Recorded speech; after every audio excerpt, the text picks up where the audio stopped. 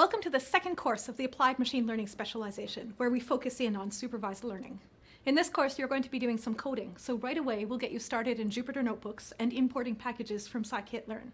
Don't worry about downloading anything special, because everything can be done right here in Coursera's platform. We'll review what we've already said about classification, as well as give even more details on what classifiers actually do. We'll start by introducing how decision trees and k-nearest neighbors work, and how you can use their function calls to build your very own classifiers. We formally introduce some of the mathematics involved in these learning algorithms and discuss the issue of overfitting.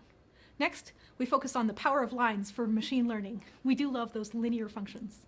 We discuss line fitting, loss in convexity, and gradient descent. We also look at what happens if you need nonlinear features. We'll return to the issue of overfitting and trying to mitigate it.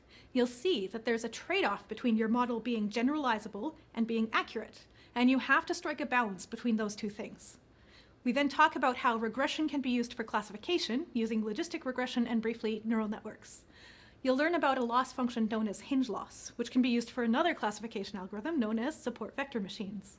Support vector machines are powerful tools for building classification models that can, under some circumstances, outperform simpler approaches. Finally, we discuss how to choose and tune models. By this point, you've seen several different learning algorithms. We talk about how these can be assessed and tested. We discuss parameter tuning for decision trees, k-nearest neighbors, and support vector machines. We hope you'll enjoy getting your hands dirty and building models of your own. Let's get to coding.